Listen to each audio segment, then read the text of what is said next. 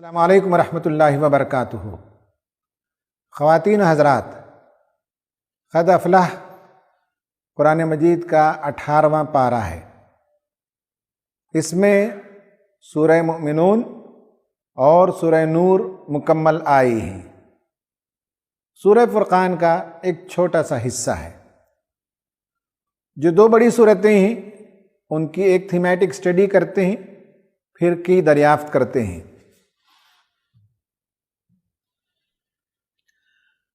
پہلی صورت ہے سورہ مؤمنون۔ اس کی شروعات قد افلح المؤمنون الذین هم فی صلاتهم خاشعون۔ مومنین کامیاب ہو گئے۔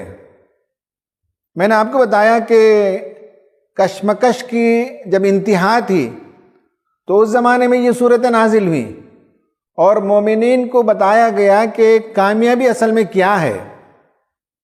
دنیا میں جو کچھ دنوں کی زندگی ہے، دولت کا پا لینا، اقتدار پر قابض رہنا، یہ اصل کامیابی نہیں ہے۔ ایمان نہیں تو ناکامی ہے۔ جس کے پاس ایمان ہے وہ کامیاب ہو گیا۔ وَمَنْ زُحْزِحَ عَنِ النَّارِ وَأُدْخِلَ الْجَنَّةَ فَقَدْ فَازَ۔ وہ شخص کامیاب ہے جو جہنم کی آگ سے بچا لیا گیا اور جنت میں داخلہ ہو گیا۔ اور دنیا میں بھی کامیابی اور آخرت میں بھی کامیابی۔ اس کے لیے کچھ ایٹیٹیوڈ چاہیے، کچھ ایٹریبیوٹس چاہیے۔ اس پارے کی شروعات میں وہ ایٹریبیوٹس بتائے گئے۔ نمازوں کی پابندی کرنے والے، لغویات میں، بیکار کے کاموں میں وہ لوگ مبتلا نہیں ہوتے، اپنے تزکیے پر توجہ دیتے ہیں، جنسی امور میں وہ پاک زندگی بسر کرتے ہیں، اور بہت سے ایٹریبیوٹس کا تذکرہ آیا۔ اور یہ بتایا گیا کہ یہ دنیا کی زندگی تو کچھ دنوں کی ہے۔ اس کی شروعات کیسے ہوئی انسان غور کرے۔ ایک حقیر پانی کے قطرے سے، پھر اس کے بعد ماں کے پیٹ میں حمل قرار پایا، پھر اس کے بعد وہ علق، جونک، لیچ کی طرح ماں کے پیٹ سے چمٹ گیا، پھر وہ گوشت کا لوتھڑا بنا، پھر اس پر ہڈی چڑھی، پھر اس کے بعد ایک دوسری ہی مخلوق بن کر دنیا میں آ گیا۔ جب اللہ تبارک و تعالیٰ آؤٹ آف نتھنگ جب بنا سکتا ہے تو انسان کو دوبارہ کیوں پیدا نہیں کر سکتا؟ قرآن میں یہ بھی مثالیں بار بار آئی ہیں کہ انسان یہ بھی غور کرے کہ بارش کے بعد جیسے مردہ سرزمین لہلہا اٹھتی ہے، یہ بھی تمہارے سامنے روز مرہ کا نظارہ ہے۔ آخرت پر یقین رکھنے کے لیے تو دنیا کی زندگی کی شروعات کا تذکرہ کیا، اور پھر بتایا کہ ہسٹری میں جا کر دیکھو کتنی کمیونٹیز تھیں، کتنے اقوام تھے جنہیں یہ گمان تھا کہ ان کے مقابل کی کوئی تہذیب دنیا میں پیدا نہیں ہوئی، لیکن جب انہوں نے نافرمانیاں کی، پے در پہ رسولوں کے معجزوں کا انکار کیا، تو دنیا سے اس طرح سے نیست و نابود ہو گئے کہ اب انہیں دنیا میں کوئی یاد بھی نہیں رکھتا۔ Hardship and tribulations are a necessary means of purification and refinement for human society۔ جب کوئی سوسائٹی اندر سے گدلا ہونے لگتی ہے، خراب ہونے لگتی ہے، تو اللہ تعالیٰ قوموں پر کبھی سختیاں بھیجتا ہے، مصیبتوں میں انہیں مبتلا کرتا ہے، اور اس کے ذریعے سے کمیونٹی کا پیوریفیکیشن ہوتا ہے۔ پھر اس کے بعد اللہ تعالیٰ نے نبی کریم صلی اللہ علیہ وسلم کو بتایا کہ لوگوں کو کیسے ایجوکیٹ کیا جائے۔ سوالات آئے بار بار، آسک دیم، ان سے پوچھیں کہ آسمان و زمین کو کس نے پیدا کیا، ان سے پوچھیں کہ کون تمہیں رزق کھلاتا ہے، ان سے پوچھیں کہ فلاں کیسے ہو گیا۔ یہ ٹیچنگ کا اسٹائل ہے۔ بچوں کے لیے بھی یہی صحیح طریقہ ہے کہ سوالات کریں، اور سوالات کے جوابات دینے کے لیے انسان جب اپنے ذہن کے اندر جاتا ہے تو ٹٹولتا ہے اور صحیح جواب تلاش کرنے کی کوشش کرتا ہے۔ اس کے بعد سورہ نور ہے۔ یہ سورہ نور سے جگمگاتی ہے۔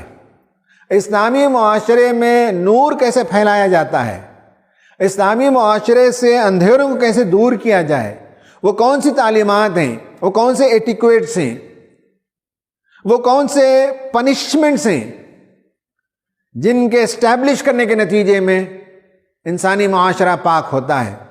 اس کی شروعات ہوتی ہے سورۃ انزلناہا وفرضناہا، ہم نے ایک ایسی سورت اہتمام کے ساتھ نازل کی ہے اور اس کی آیتیں تم پر فرض ہیں۔ اور اس کے بعد یہ بتایا گیا کہ الزانیۃ والزانی فاجلدوا کل واحد منہما 100 جلدہ، زانیہ عورت اور زانی مرد ہر دو کو جب ان کا جرم ثابت ہو جائے اور تحقیق کے ساتھ ثابت ہو جائے تو 100 کوڑے مارے جائیں، اور جس نے پاک دامن عورتوں پر الزام لگایا ثابت نہیں کر سکا 80 کوڑے مارے جائیں، وغیرہ وغیرہ بہت سی تعلیمات آئی ہیں۔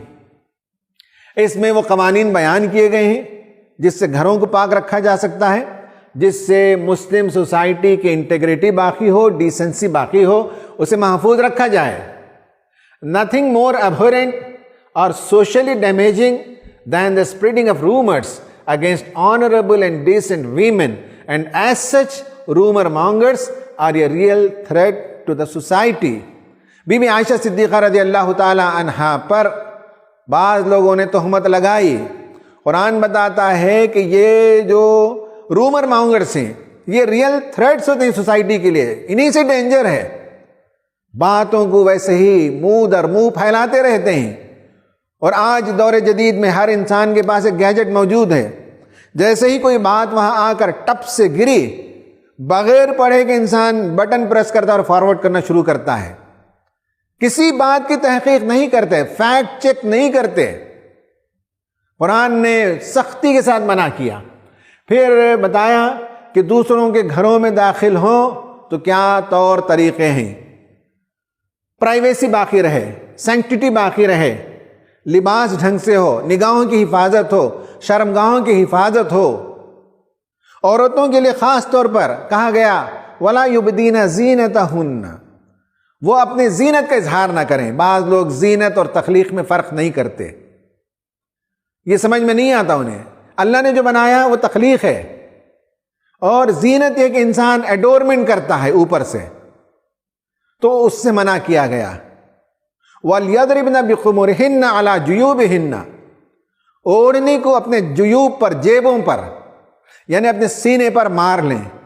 اسلامی تعلیمات گھر کے اندر کیسے رہیں وہ ساری باتیں آئی ہیں، اور ساری کائنات کا نور اللہ تبارک و تعالی ہے۔ بعض لوگوں نے جیسے امام غزالی وغیرہ ہیں وہ کہتے ہیں کہ کائنات کا نور ہے اللہ تعالیٰ، اور بعض لوگ کہتے ہیں کہ اللہ تعالیٰ انسانوں کی ہدایت جو فرماتا ہے وہ نور ہدایت ہے۔ واقعی یہ ہے کہ خدا کو تسلیم کیے بغیر یہ کائنات اندھیر نگری ہے اور چوپٹ راج ہے، اور جب خدا کو تسلیم کیا جاتا ہے تو باضابطہ کائنات ہے، اس کائنات کا چلانے والا، اس کا ڈیزائنر، اس کا انوینٹر موجود ہے، وہ خدا تعالیٰ ہے۔ خواتین و حضرات، یہ اس پارے میں پائے جانے والے مضامین تھے۔ اب اس پارے میں ایک کی کو لے کر چلتے ہیں اور اس پر ہم بات کرتے ہیں۔ وہ یہ ہے کہ قرآن کو سمجھنے کے لیے بعض مرتبہ بایولوجی کے بیسک فیکٹس کو جاننا ضروری ہے۔ بایولوجی کے ہائر لیول کے علم کی میں بات نہیں کر رہا ہوں، میں اسکول لیول کے نالج کی بات کر رہا ہوں، کہ اگر اتنا نالج بھی ہمارے پاس ہو تو پھر قرآن کی بعض آیتوں کو سمجھنے میں آسانی ہوتی ہے۔ قرآن کی 2 آیتیں میں نے یہاں پیش کی ہیں۔ ایک ہے اسی پارے کے اندر سورہ نور میں اللہ تعالیٰ نے فرمایا وَاللَّهُ خَلَقَ كُلَّ دَابَّةٍ مِّن مَّاءٍ، زمین میں جو جاندار پائے جاتے ہیں انہیں اللہ تعالیٰ نے پانی سے پیدا کیا۔ فَمِنْهُم مَّن يَمْشِي عَلَى بَطْنِهِ وَمِنْهُم مَّن يَمْشِي عَلَى رِجْلَيْنِ وَمِنْهُم مَّن يَمْشِي عَلَى 4۔ ان جانوروں میں سے بعض پیٹ کے بل رینگتے ہیں، بعض 2 پیر سے چلتے ہیں اور بعض 4 پیروں سے چلتے ہیں۔ یخلق اللہ ما یشاء، اللہ جو چاہتا ہے پیدا کرتا ہے۔ ان اللہ علی کل شیء قدیر، اللہ تعالیٰ ہر چیز پر قدرت رکھتا ہے۔ اور ایک جو پچھلے پارے میں آیت آئی ہے اولم یر الذین کفروا، کیا کفر کرنے والے نہیں دیکھتے ان السماوات والارض کانتا رتقا ففتقناہما، آسمان و زمین بندھے ہوئے تھے، ملے ہوئے تھے، اور ہم نے اسے پھاڑا، اور وجعلنا من الماء کل شیء حی، اور ہر زندہ چیز کو ہم نے پانی سے پیدا کیا۔ افلا یؤمنون، کہ اب بھی لوگ ایمان نہیں لائیں گے؟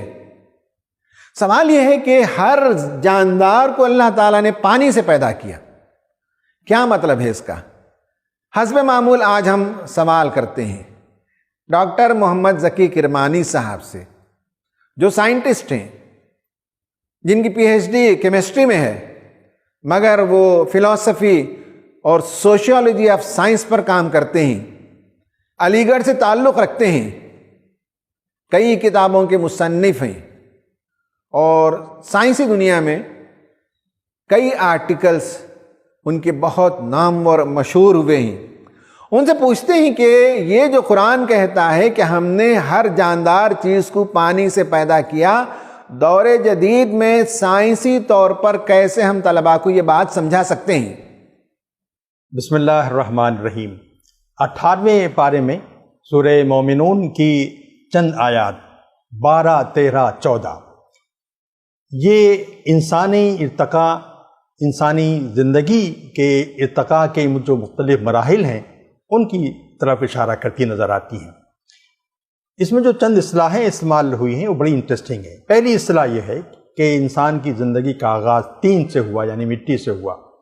پھر کہا گیا کہ طین کو ہم نے سلالہ میں کنورٹ کیا۔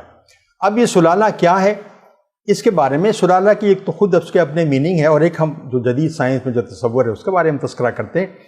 اس کے میننگ میں یہ چیز شامل ہے کہ سم تھنگ ویری پیور، بالکل پیور ہے کوئی چیز، شفاف ہے، اور ایک ایسی چیز ہے جو کسی دوسری چیز سے اس کو ایکسٹریکٹ کیا گیا ہے۔ تو اس کو ہمارا مترجمین نے مٹی کا سطح بھی کہا ہے۔ اور لیکن جدید سائنس کے اندر ایک تصور یہ ہے کہ مٹی میں جو موجود انارگینک میٹیریل ہے اس میں انارگینک جین سے آرگینک جینز کا سیپریشن ہوا ہے۔ تو یہ جو ایکسپلینیشن ان لوگوں نے کیا ہے، یہ سلالہ کے جو میننگ ہے اس سے خاصا کمپیٹیبل نظر آتا ہے۔ سلالہ کے بعد تیسرا جو اصطلاح ہے، اس کے فوراً کنیکٹڈ جو اصطلاح ہے وہ نطفہ کی ہے۔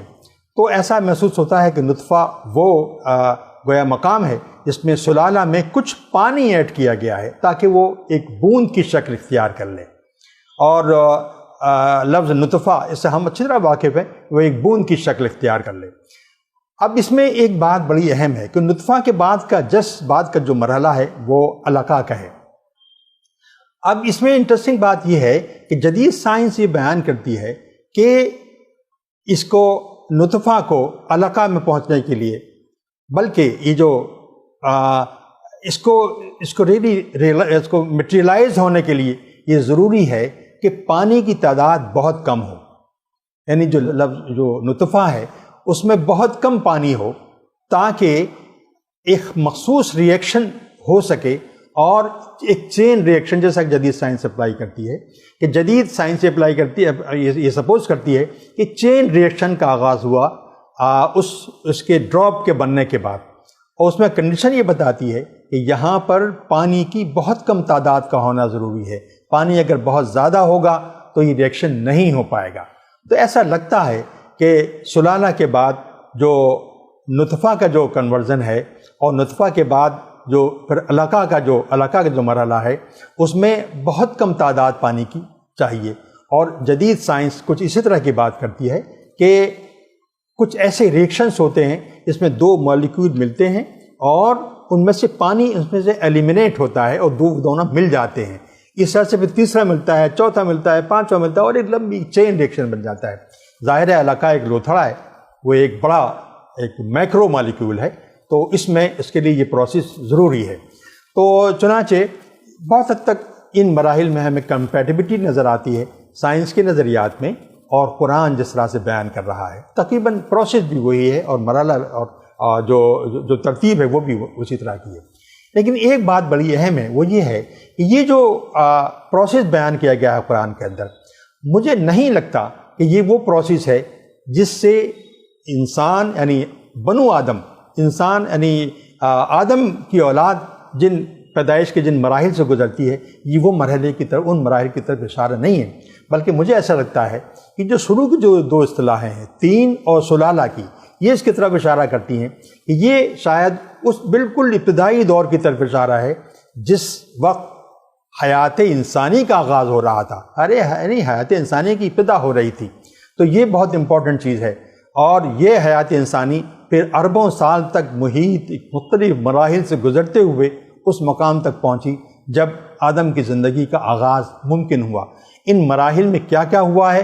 مجھے لگتا یہ ہے کہ یہ جو 3 4 5 ایک جو اصطلاحیں استعمال قرآن کے اندر ہوئی ہیں، بلکہ انہی 3 آیتوں میں استعمال ہوئی ہیں، یہ ان مراحل اور ان مقامات انسانی ارتقاء کے ان مقامات کی طرف اشارہ کرتی ہیں جو اربوں سال تک محیط رہے ہیں، اور یہ وہی شاید زمانہ ہے جس کی طرف سورہ دہر میں اشارہ کیا گیا، حل اتیٰ علی الانسان حین من الدہر لم یکن شیئا مذکورا، یعنی کہ یہ بہت طویل مرحلہ ہے اور انسان ایک ایسی شکل میں موجود رہا ہے جو قابل ذکر شے نہیں ہے، اور بہت طویل عرصہ ہے۔ اس کو دہر کہا گیا ہے، اس کو ہین کہا گیا ہے۔ یہ وہ مرحلہ نہیں ہے جو کہ انسان اپنی ماؤں کے پیٹ میں گزارتا ہے۔ صحیح بات کیا ہے یہ اللہ ہی بہتر جانتا ہے، لیکن میرا خیال ہے کہ قرآن کے اندر یہ 2 مراحل ساتھ ساتھ بیان ہوئے ہیں، ایک وہ جو ہم اپنی ماؤں کے پیٹ میں گزارتے ہیں، ایک وہ جو انسان نے بالکل ابتدائی دور میں جب زمین بن چکی تھی آج سے 4 ارب سال پہلے، اس وقت سے جب زندگی کا آغاز ہوا، زندگی کی پیدائش ہوئی، اس مرحلے کی طرف بھی اس میں اشارہ کیا ہے۔ اللہ اعلم بالصواب۔ خواتین و حضرات، آپ نے ڈاکٹر صاحب سے سنا کہ پانی سے پیدا کرنے کا مطلب کیا ہے، اس کی مزید تشریح آپ یہاں دیکھیے۔ پانی یعنی یہ ہے کہ H2O، ہائیڈروجن کے 2 ایٹمز اور آکسیجن کا 1 ایٹم، دونوں مل کر بانڈ بناتے ہیں اور واٹر مالیکیول بنتا ہے۔ اب اس کے جو فوائد ہیں انسانی زندگی میں، اسے کوئی انکار نہیں کر سکتا۔ پہلے پانی کے فوائد پر دیکھ لیجئے، پھر پانی سے بننے کا مطلب کیا ہے وہ دیکھتے ہیں۔ Water is made up of billions of molecules of 1 oxygen and 2 hydrogen atoms held together by strong covalent bonds. یہ ہائی اسکول لیول کی باتیں ہیں۔ پھر یہ ہے کہ all plants and animals must have water to survive, نہ درخت زندہ رہ سکتے ہیں نہ جاندار زندہ رہ سکتے ہیں پانی کے بغیر۔ پانی کیا کام کرتا ہے؟ It carries dissolved chemicals, minerals and nutrients essential to support living things. پانی پہاڑوں سے بہتا ہوا آتا ہے، مختلف جگہ سے آتا ہے، جانور بھی پیتے ہیں، درخت کے لیے بھی استعمال ہوتا ہے۔ جو زمین میں کیمیکلز ہیں وہ سارے کیمیکلز کو ڈیزالو کر کے پانی جاندار کو ان کی ضرورت کے لحاظ سے مہیا کرتا ہے۔ Water is a colourless and odourless substance. Water lessens the burden of your kidneys. ہم جو کھاتے پیتے ہیں، ہمارے کڈنی اور ہمارے گردے اسے فلٹر کرتے ہیں، اس فلٹر کے پروسیس میں پانی کے نتیجے میں اس کا کام آسان ہو جاتا ہے۔ Water helps your body recover from mental and physical fatigue. جب پانی کی کمی ہو جاتی ہے تو انسان کا دماغ تھک جاتا ہے، جب بھی تھک جائیں تو فوراً پانی پینا چاہیے۔ پانی کی کمی کے نتیجے میں انسان کو فیٹیگ ہونے لگتا ہے۔ Water carries nutrients and oxygen to cells in the brain and other parts of the body. ہم جو کچھ کھاتے ہیں، جو نیوٹرینٹ، وہ پانی کے ذریعے سے جسم کے مختلف اعضاء تک پہنچتے ہیں۔ اب آئیے اس پکچر کو دیکھیے جو قرآن نے کہا کہ ہم نے ہر جاندار شے کو پانی سے پیدا کیا ہے۔ یہ ایک سیل ہے، ہر انسان کے بے شمار سیلز ہیں۔ یہاں تو میں نے بتایا ہے 37.5 ٹریلین سیلز۔ ایک سیل ایسا ہوتا ہے، اس کا نیوکلیس یہ پارٹ ہے، اور اس سیل کا بڑا حصہ جسے یہاں سائٹوپلازم کہا گیا، یہ پانی ہے، اور ایک پلازما میمبرین ہے۔ پلازما میمبرین سے اس پانی کو پروٹیکٹ کیا گیا ہے، اور ہر سیل کا یہ سٹرکچر ہے۔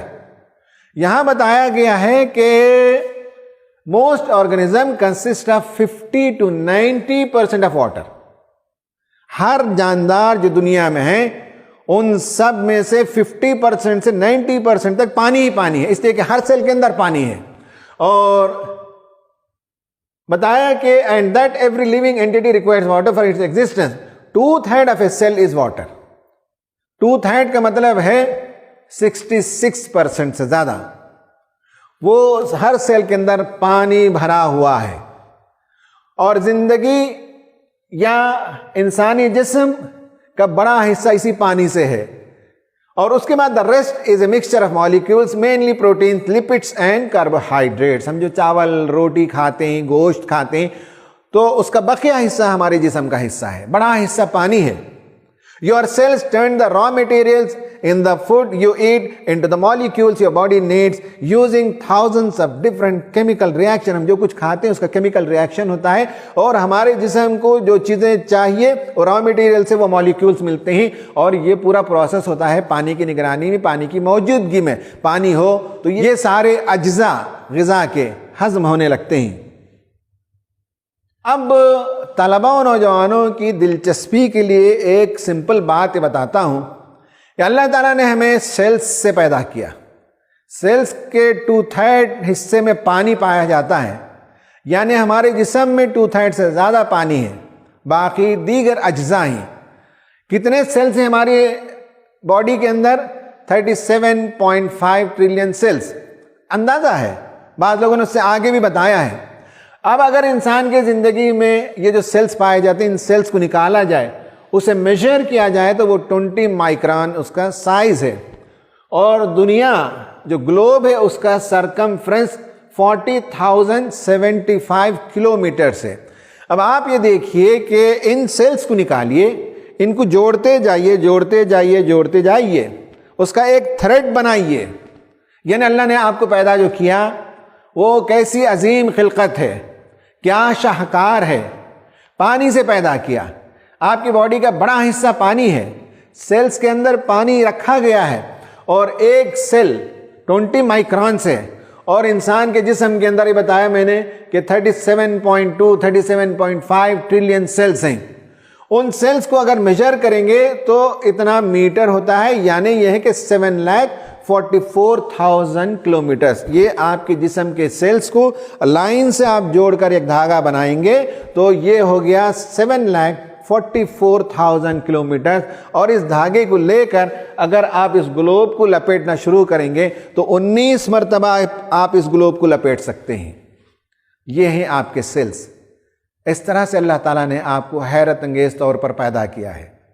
یہ صرف انسانی زندگی کا معاملہ نہیں ہے، سارے جاندار، جتنے جاندار آپ دیکھتے ہیں ان میں سے بعض جانور ہیں، ان میں سے بعض پرندے ہیں، ان میں سے بعض حشرات الارض ہیں، ان میں سے بعض درخت ہیں، ان سب کا معاملہ یہی ہے. ہر جاندار کو اللہ تعالیٰ نے پانی سے پیدا کیا. اس کو سمجھنے کے لیے بہت زیادہ سائنس کا علم درکار نہیں ہے. میں نے آپ کو ہائی اسکول لیول کے بایولوجی کے علم کے ذریعے سے بتایا کہ سیلز کیا ہوتے ہیں، سیلز کے اندر اس کا اسٹرکچر کیسے ہوتا ہے. اس کے اندر سائٹوپلازم ہوتا ہے، پلازما کے ذریعے سے پروٹیکٹڈ ہوتا ہے. اس کا سائز کیا ہے، اس کے نمبرز کتنے ہوتے ہیں، اور حیرت انگیز طور پر کتنا کمپیکٹ انسان کو اللہ تعالیٰ نے بنایا. یہ باتیں قرآن کو سمجھنے میں مدد دیتی ہیں. This means that if you lined up all the cells of an average human end to end, the line could circle the earth almost 19 times. اب آپ اس چارٹ پر دیکھیے کہ انسانی زندگی میں پانی کی ضرورت اور اہمیت. پانی کتنا چاہیے؟ ہم پانی پیتے ہیں، پانی کی ضرورت سب کو ہوتی ہے. یہاں بتایا گیا کہ باڈی کے اندر آلموسٹ 70% واٹر ہے. انسان پانی کا زیادہ استعمال کرے. برین میں 75% پانی ہے، خون میں 85% پانی ہے، اسکن میں 80% ہے، لنگس میں 90% ہے، بونس میں 24% ہے پانی، مزلس میں 75% ہے. اور اس کے جو فوائد ہیں وہ فوائد ہم جانتے ہیں، اس سے ہماری واقفیت ہے. ایک عام آدمی کو کتنا پانی پینا چاہیے، اس کا ایک فارمولا، سائنٹیفک فارمولا یہ بتایا گیا ہے کہ اگر یہ آپ ہیں اور آپ کا ویٹ جو کچھ ہے، مان لیں کہ آپ کا ویٹ 80 kg ہے، ڈیوائیڈڈ بائی 2 کا مطلب ہوا 40. جو نمبر آئے گا اسے 8 سے ڈیوائیڈ کریں. 40 ڈیوائیڈڈ بائی 8 تو اس کا مطلب ہے 5. کم سے کم آدمی کو 5 لیٹر پانی کی ضرورت ہوتی ہے. آپ کی باڈی ویٹ کے حساب سے نمبر آف گلاسز بدل سکتے ہیں، لیکن اللہ تعالیٰ نے انسان کو پانی سے پیدا کیا. پانی اس کی ضرورت ہے، پانی کو وافر مقدار میں اس نے دنیا میں بھیجا ہماری صحت کے لیے. ہمارے سروائیول کے لیے کتنا اہم ہے، اس پر آپ غور کیجئے اور اللہ کا شکر ادا کیجئے۔ خواتین و حضرات، اب ہم آتے ہیں اپنے اس لیکچر کے آخری حصے میں۔ اس سے پہلے میں یہ آپ کو بتا دوں کہ یہ سارا جو مضمون ہے، حمید صدیقی صاحب امریکہ میں رہتے ہیں، سائنٹسٹ ہیں، دنیا کے مختلف ممالک میں کنسلٹنسی کے لیے جاتے ہیں۔ ان کی کتاب ہے قرآن فار آل ٹائمز، اس میں اس طرح کے بے شمار مضامین آپ دیکھ سکتے ہیں۔ اب ہے activity, make a check list of the traits of a successful مومن اینڈ ریٹ یور سیلف۔ اس پارے کی شروعات میں اللہ تبارک و تعالیٰ نے قد افلح المؤمنون سے جو آیتیں شروع کی ہیں، اس میں اللہ نے مومنوں کے کچھ اوصاف گنائے ہیں۔ آپ ان اوصاف کو لکھ لیں اور اپنے آپ کی ریٹنگ کریں، کتنا کامیاب ہیں، نمازوں کی کتنی پابندی کرتے ہیں، بیکار کاموں میں کتنا لگتے ہیں اور بیکار کاموں سے کتنا اپنے آپ کو بچاتے ہیں، اپنے نفس کے تزکیے پر کتنی توجہ دیتے ہیں اور کتنی غفلت ہوتی ہے، اور اس طرح کے دیگر امور، اسے آپ نمبر دیجئے on a scale of 1 to 10، measure کیجئے اپنے آپ کو اور آپ دیکھیں کہ کتنے کامیاب ہیں۔ Number 2، do you spread forward unconfirmed messages on social media? اگر آپ یہ کر رہے ہیں تو بہت بڑی غلطی کر رہے ہیں۔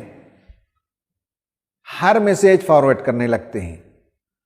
دشمنوں کی سازش یہ ہے کہ مسلمانوں کو ڈرایا جائے، خوف کے اندر مبتلا کیا جائے، ہراساں و پریشان کیا جائے، اور آپ اسی طرح کی چیزیں بھیجتے ہیں۔